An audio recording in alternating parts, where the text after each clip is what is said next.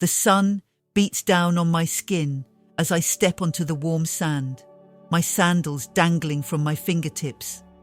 I close my eyes for a moment, inhaling the salty air. It has been years since I've been to a beach like this. Quiet, secluded, almost untouched.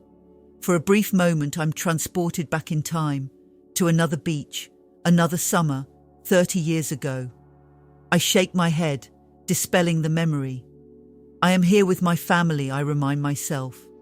This is not about the past. This is about creating new memories, about reconnecting with my husband and children after months of hectic schedules and missed dinners. As I walk towards the shoreline, I scan the beach. It is relatively empty, just a few families scattered here and there. Perfect. The last thing I need is a crowded tourist trap. I spot David, my husband, already setting up our umbrella and chairs. Our teenagers, Mia and Jake, are arguing over something, probably which playlist to blast from their portable speaker. I should join them, help set up our little camp for the day, but my feet carry me towards the water instead. The cool waves lap at my ankles, and I let out a small sigh of contentment. This is what I needed: peace, quiet, a chance to clear my head. I gaze out at the horizon, watching the sunlight dance on the waves. It is funny how the ocean never changes, even when everything else does. I am not the same starry-eyed 18-year-old who once thought summer love could last forever. Now, at 48, I know better. Love is work, commitment, choosing each other every day, even when it is hard. A movement in my peripheral vision catches my attention. A man, probably around my age, is walking along the shoreline. There is something familiar about his gait, the way he runs his hand through his salt and pepper hair. My heart skips a beat, then starts racing. It cannot be. Not here. Not now. I squint against the sun, trying to get a better look. The man turns slightly, his profile coming into view, and suddenly I am certain. Marco, my first love, the boy who broke my heart that summer 30 years ago. A wave of emotions washes over me. Shock, nostalgia, a hint of long-buried pain, and something else I do not want to name. I stand frozen, my feet sinking into the wet sand as the tide comes in. Part of me wants to run, to hide, to pretend I have not seen him. Another part, a part I thought I had silenced long ago, wants to call out his name. I do neither. Instead, I watch as Marco continues down the beach, oblivious to my presence. He is with a woman, his wife, and 2 young children. They look happy, carefree, just like any other family enjoying their vacation. Just like my family, waiting for me under the umbrella. I force myself to turn away, to walk back towards David and the kids. My heart is still pounding, my mind racing with memories and questions I had thought long buried. I tell myself it does not matter, that it is just a coincidence, that the past is the past. But as I reach our spot on the beach, as David looks up at me with a smile and asks if I am okay, I cannot shake the feeling that something has shifted. Like the sand beneath my feet, the ground I thought was solid is suddenly unstable. I paste on a smile and tell David I am fine, just a bit overwhelmed by the heat. As I settle into my chair, I cannot help but glance down the beach one more time. Marco and his family have disappeared from view. I close my eyes and take a deep breath. It is going to be a long week. I wake early the next morning, the sun barely peeking over the horizon. David is still asleep, his gentle snores filling our rented beach house. I slip out of bed, careful not to wake him, and make my way to the kitchen. The house is quiet, our teenagers likely to sleep well into the afternoon, if left undisturbed. I pour myself a cup of coffee and step out onto the balcony. The beach is empty at this hour, the sand unmarred by footprints. It is peaceful, but my mind is far from calm. Memories of yesterday's sighting of Marco swirl in my head, mixing with fragments of that long ago summer. Before I can talk myself out of it, I change into running clothes and head down to the beach. The sand is cool beneath my feet as I begin to jog along the shoreline. I tell myself I am just getting some exercise, clearing my head. But I know, deep down, that I am hoping to catch another glimpse of him. As I round a bend, I see a solitary figure in the distance, silhouetted against the rising sun. My heart rate, already elevated from the run, kicks into overdrive. Even from this distance, I know it is him, Marco. I slow my pace, uncertain. Should I turn back? Pretend I've not seen him? But before I can decide, he turns and spots me. For a moment, we both freeze, separated by 30 years and 100 yards of sand. Then, as if pulled by an invisible force, we both start walking towards each other. With each step, memories flood back. Our first meeting on this very beach, stolen kisses under the boardwalk, long talks about our dreams and fears, the bitter argument that ended it all. We come to a stop a few feet apart. Marco looks older, of course, we both do. But his eyes are the same deep brown I remember, now crinkled at the corners with smile lines. For a moment, neither of us speaks. What do you say to the person who was once your whole world, who you have not seen in 3 decades? Elena, I thought I saw you yesterday, but I was not sure. He finally says, my name sounding both familiar and foreign on his lips.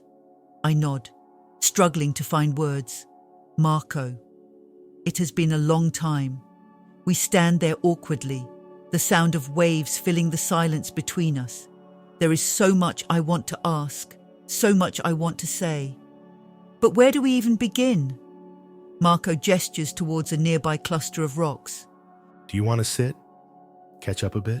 I hesitate. I should say no. I should make an excuse and run back to my family, to the life I have built.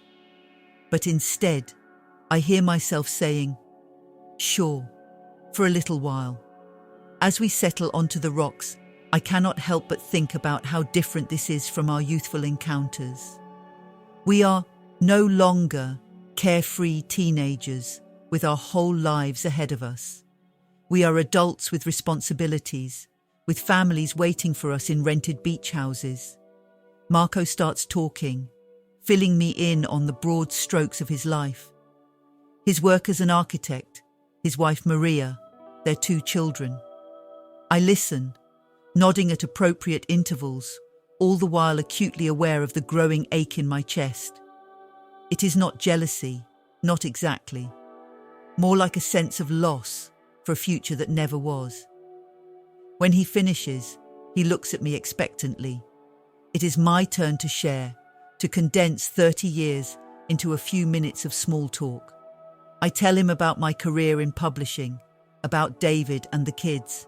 My words sound hollow to my own ears, a pale imitation of the life I have lived. As I speak, I catch Marco watching me intently. Does he see the changes in me as clearly as I see them in him? Does he wonder, as I do, about the paths not taken? The sun is fully up now, the beach beginning to fill with early morning walkers. Our time in this strange bubble of past and present is coming to an end. We stand, brushing sand from our clothes. Marco says, and I can hear the weight of unspoken words in his voice. It was good to see you, Elena. You too, Marco, I reply, meaning it more than I care to admit. As we part ways, heading back to our separate lives, I feel off balance. This unexpected reunion has stirred up feelings I thought long buried. I know I should focus on the present, on the family waiting for me. But as I walk back to our beach house, I cannot shake the feeling that this chance encounter is going to complicate things in ways I am not prepared for. The next few days pass in a blur of forced normalcy. I throw myself into family activities, building sandcastles with Jake, helping Mia perfect her tan, sharing quiet moments with David as we watch the sunset. But beneath the surface, I am churning with unresolved emotions. I cannot stop thinking about Marco. Our brief encounter on the beach has opened a floodgate of memories and what-ifs. I find myself scanning the shoreline, both hoping for and dreading another glimpse of him. It is on the 4th day of our vacation that it happens. We are at a beachside cafe, the kids bickering over which flavors of ice cream to order. I'm only half listening, my gaze drifting over the other patrons, when I spot him. Marco is at a table across the patio, his wife and children with him. Our eyes meet, and for a moment, the world around us fades away. David's voice snaps me back to reality. Elena, are you okay? You look like you have seen a ghost. I force a smile, guilt washing over me. I am fine. Just thought I recognized someone, but I was mistaken. But as I turn back to our table, I catch Marco excusing himself from his family.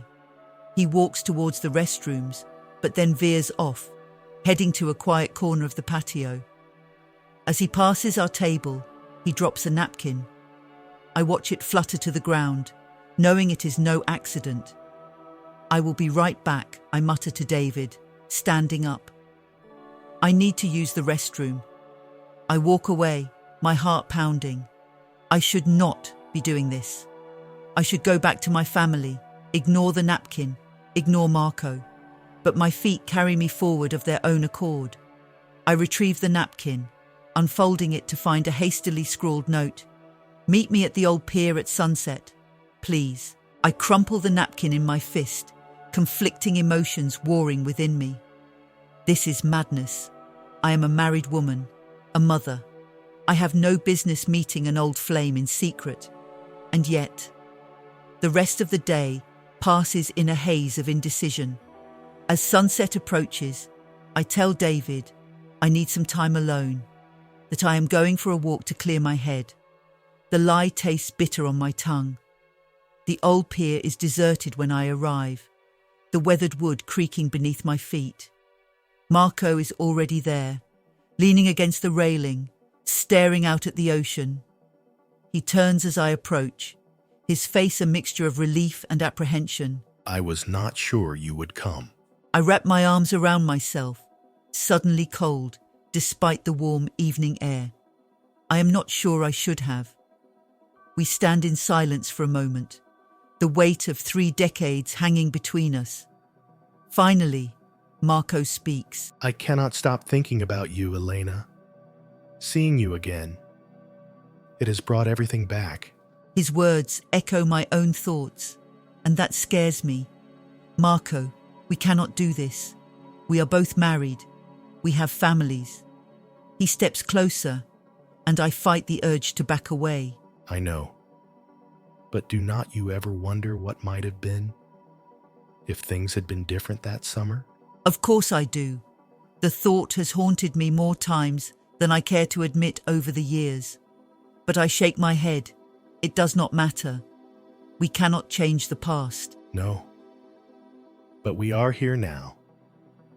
Do not you think that means something? I look at him, really look at him. He is not the boy I fell in love with all those years ago. He is a man, with lines on his face and grey in his hair. A man with a life, a family, just like me. And yet, I can still see echoes of that boy in his eyes. It does not mean anything, I say, but my voice lacks conviction. It is just coincidence.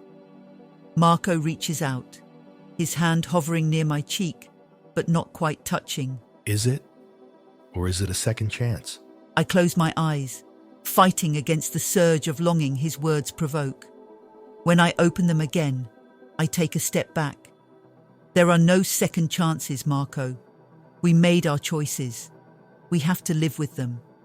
But even as I say the words, I know they are not entirely true. Because standing here, with the man who was my first love, I feel more alive than I have in years. And that terrifies me. I turn to leave, my legs shaky. Goodbye, Marco. We should not meet again. As I walk away, I hear him call my name. But I do not look back. I cannot. Because if I do, I am not sure I will have the strength to leave. I make my way back to our rented house, my mind in turmoil. David greets me with a smile, asking if I enjoyed my walk. I nod, the lie coming easily now. But as I look at my husband, at the life we have built together, I am hit with a wave of guilt and confusion. What have I done? And more importantly, what am I going to do now? I wake before dawn, my sleep restless and plagued by dreams of the past. Slipping out of bed, careful not to disturb David, I make my way to the beach. The sand is cool beneath my feet, the horizon just beginning to lighten with the promise of sunrise. My thoughts are as turbulent as the waves crashing against the shore. Last night's encounter with Marco has left me off balance, questioning everything I thought I knew about myself and my life. As I round a bend, I spot a familiar figure in the distance. My heart leaps into my throat. It is Marco, jogging along the water's edge. For a moment, I consider turning back, avoiding another encounter.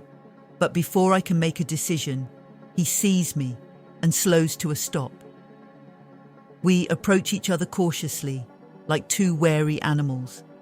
The early morning light casts long shadows across the sand, making everything seem slightly unreal. We exchange brief greetings, our voices low and uncertain. Standing there with the sound of waves filling the space between us, I feel the weight of unspoken words. I try to address last night's meeting, but Marco anticipates my words. He knows I'm going to call it a mistake, that we should forget it ever happened. But his eyes tell a different story. Marco takes a step closer, and I fight the urge to back away. His words are soft but intense, admitting he has not been able to stop thinking about me for 30 years. Seeing me again, talking to me, has brought everything back. He asks if I have not felt it too. His words hit me like a physical blow, because he is right.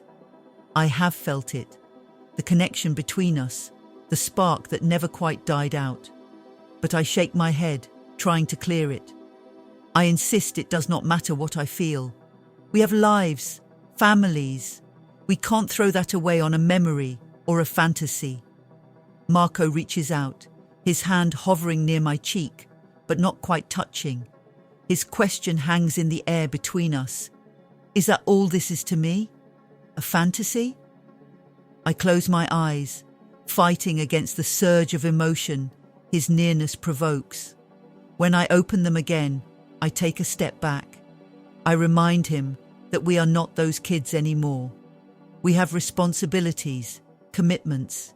He acknowledges this, his voice heavy with resignation. But he wonders aloud if we made the right choice, if we should have fought harder for us. The question hits me like a punch to the gut, because of course I have wondered. In quiet moments, in the dark of night, I've imagined a life where Marco and I never parted. But I push those thoughts away, burying them deep. I turn away, unable to bear the intensity of his gaze. As I start to walk away, Marco calls out to me.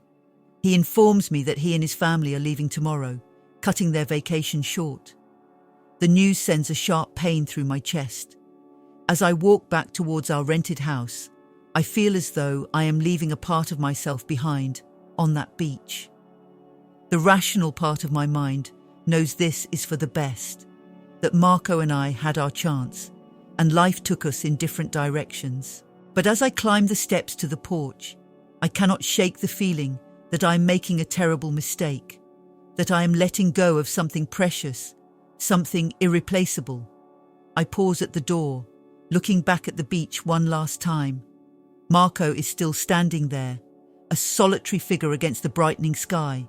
For a moment, I allow myself to imagine running back to him. Consequences be damned.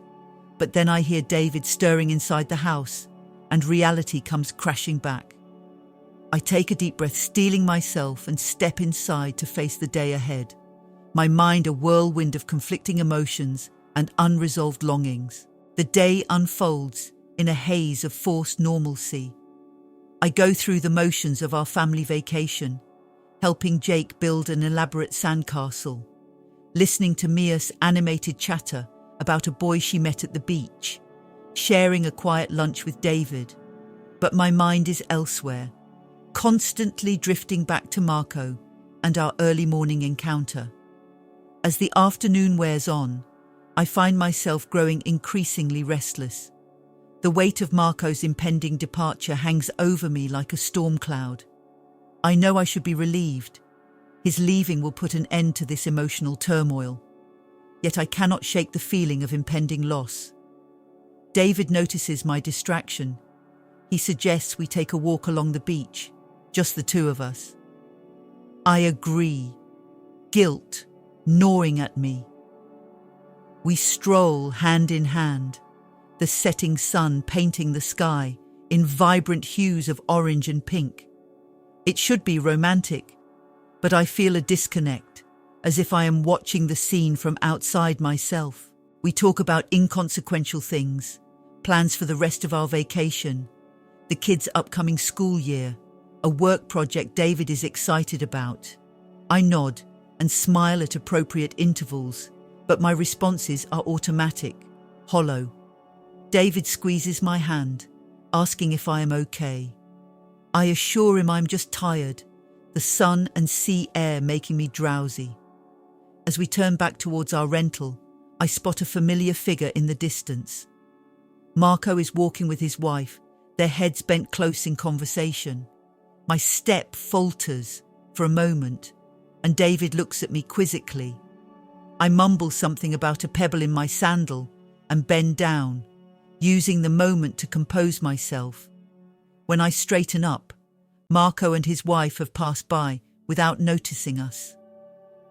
I watch their retreating figures, a complex mix of emotions churning inside me. Seeing them together brings home the reality of our situation in a way nothing else has. We are not just Marco and Eleanor anymore. We are parts of separate families, separate lives. That night, as I lie awake next to David's sleeping form, I'm overwhelmed by a sense of mourning. Not just for the young love Marco and I once shared, but for the possibilities, the alternate life that will forever remain unexplored. I think about the choices we made, the paths we took that led us here. Were they the right ones? Would I make them again, knowing what I know now? I slip out of bed and make my way to the balcony. The moon hangs low over the ocean, casting a silvery path across the water. Somewhere out there, in another rental house, Marco is preparing to leave. Tomorrow he will be gone, and this strange interlude will be over. Part of me wants to run to him, to have one last conversation, one last chance to what? I am not even sure anymore. But I remain where I am, gripping the balcony railing until my knuckles turn white. As the first light of dawn breaks over the horizon, I make a decision. I will let Marco go. I will focus on my family, on the life I have built. I will tuck away these memories of what might have been and move forward. But even as I resolve this, I know a part of me will always wonder. A part of me will always be that young girl on the beach, falling in love for the first time. And a part of me will always belong to Marco, to the summer that changed everything. I return to bed, curling up next to David. In a few hours, we will wake up and continue our vacation. Marco will leave and life will go on. But I know that nothing will ever be quite the same again. As I drift off to sleep, I cannot help but think that some ties, no matter how frayed or stretched by time, can never truly be unraveled. The morning of Marcos' departure arrives with a sense of finality. I wake early, my mind racing with thoughts of what I should do. Should I seek him out for one last goodbye? Should I let him leave without a word? The indecision paralyzes me. I go through the motions of the morning routine, brewing coffee, preparing breakfast for the family. David notices my distraction, but attributes it to the early hour.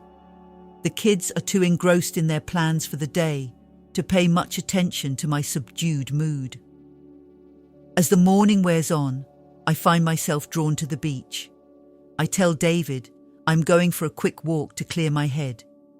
He offers to join me, but I gently decline, needing this moment alone. The sand is already warm under my feet as I make my way down to the shoreline. The beach is relatively empty at this hour, just a few early morning joggers and families packing up to leave. I scan the area, searching for any sign of Marco, but he is nowhere to be seen. I walk aimlessly, lost in thought.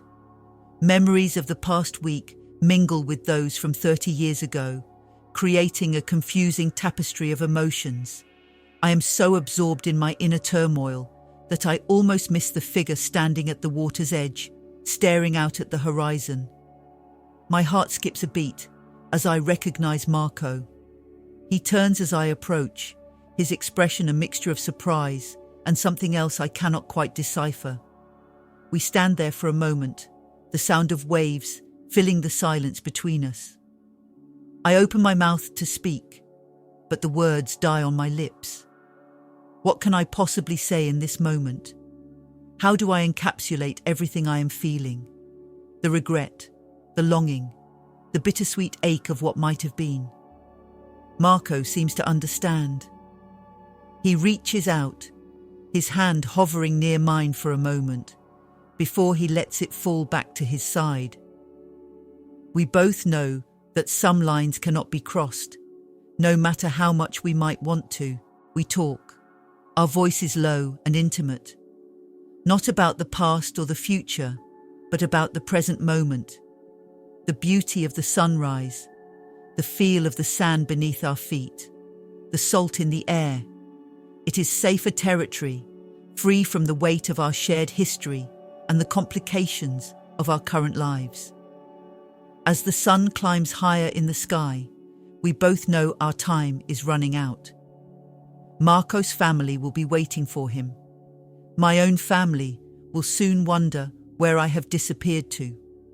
Marco turns to me, his eyes filled with an intensity that takes my breath away.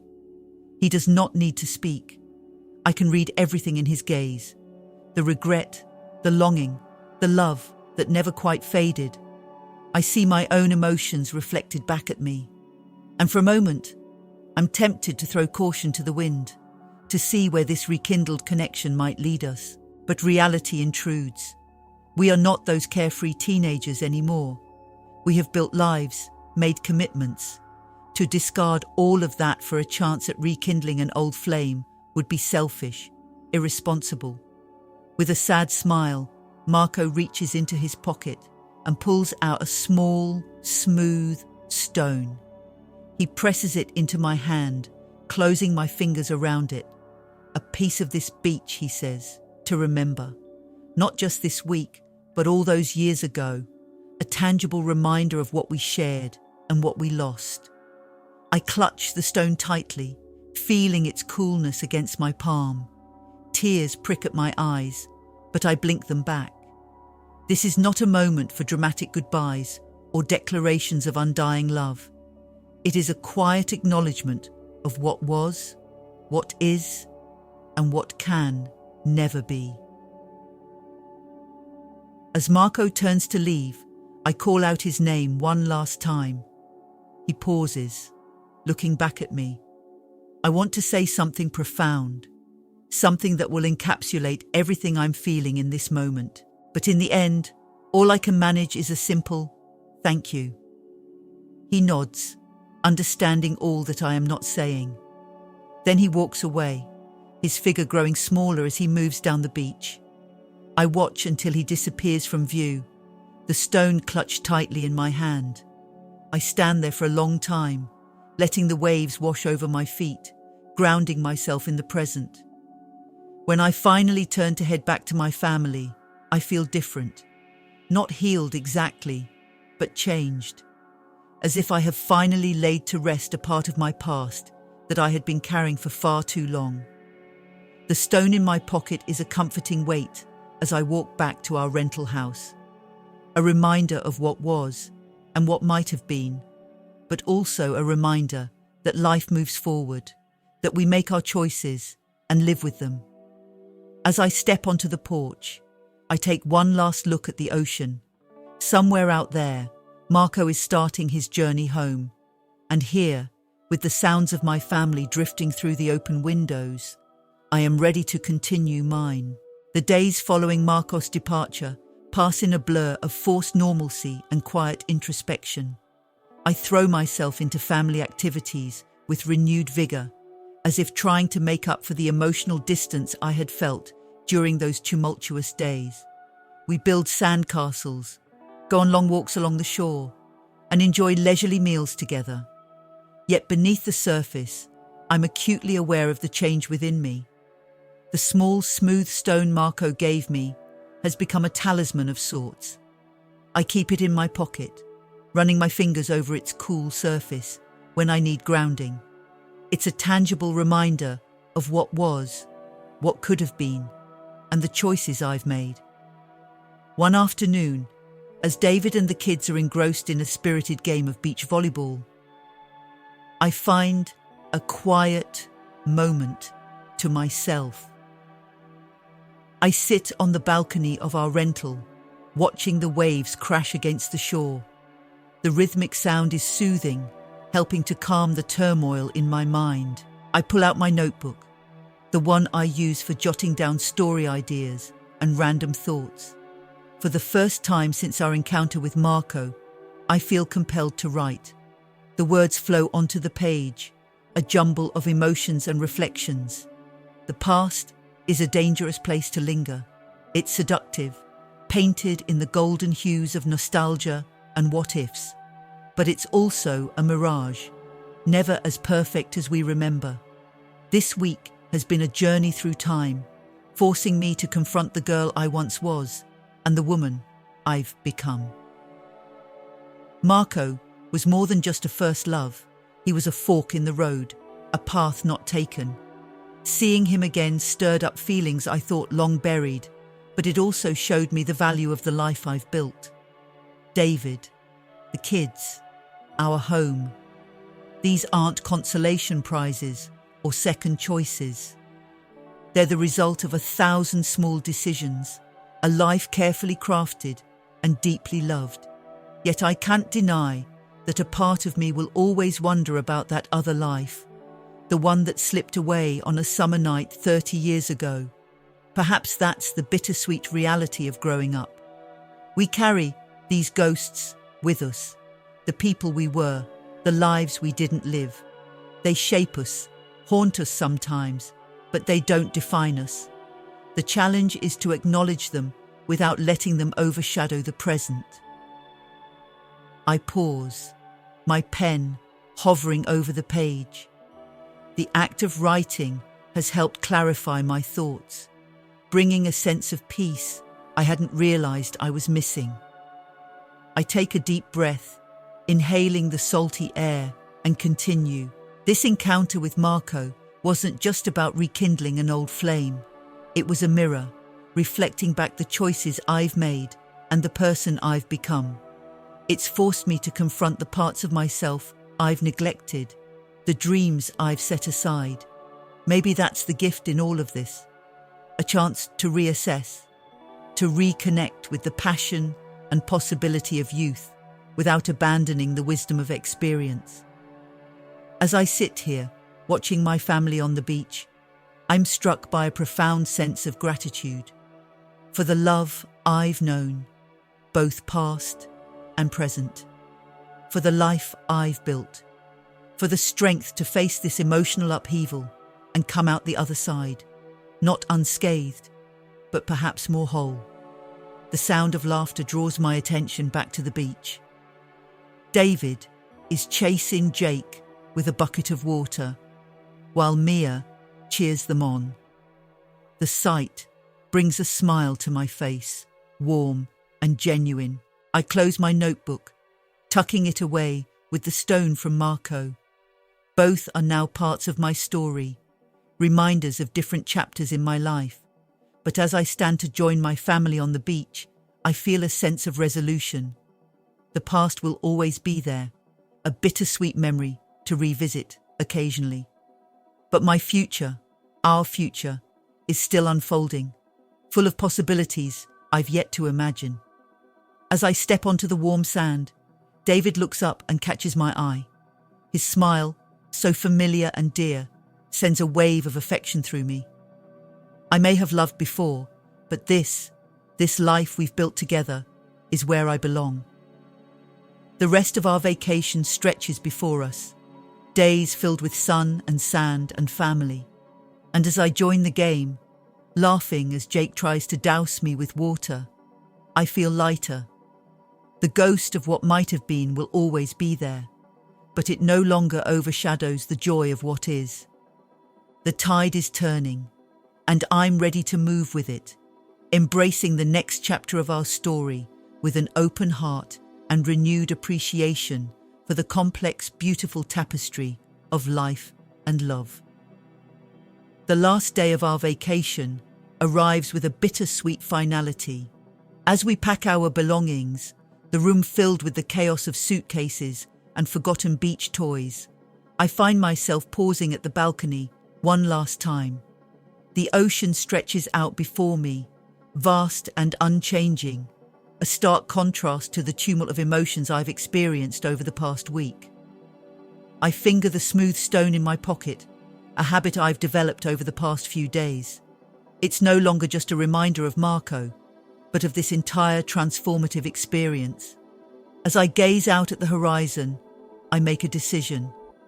Walking down to the shoreline, I stand at the water's edge, waves lapping at my feet. With a deep breath, I pull out the stone.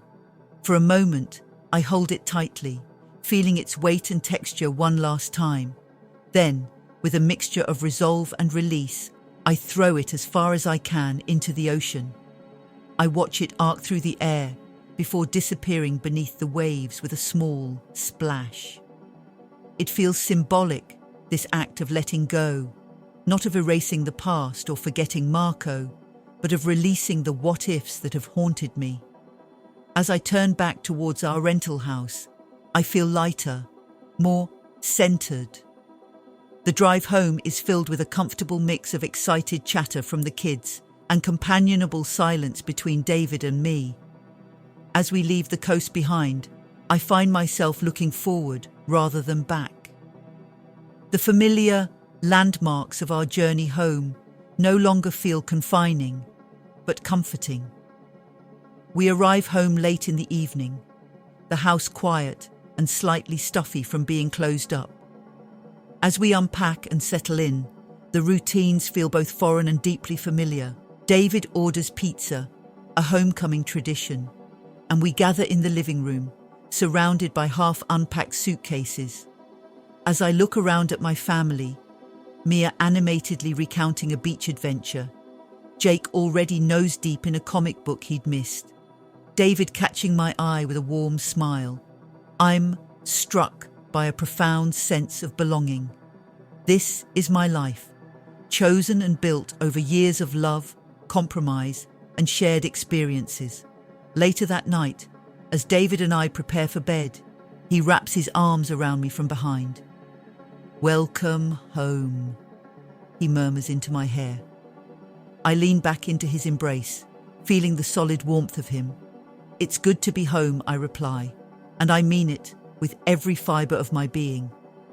As I drift off to sleep, my mind wanders back to the beach, to Marco, to the stone now lost to the depths of the ocean. The memories are there, a part of my story, but they no longer hold the power they once did. Instead, they've become a chapter in a much larger narrative, one of growth, self-discovery, and the complex nature of love and choice. Tomorrow, we'll return to our normal lives, work, school, the day-to-day responsibilities we left behind.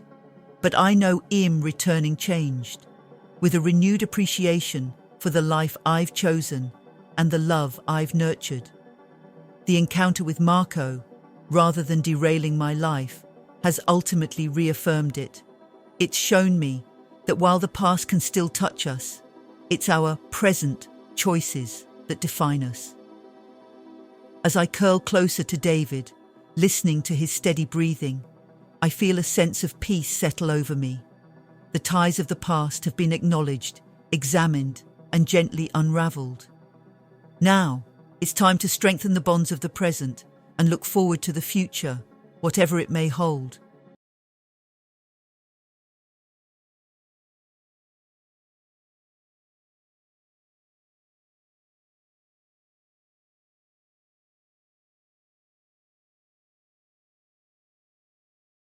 Hey there, Unraveling Ties family.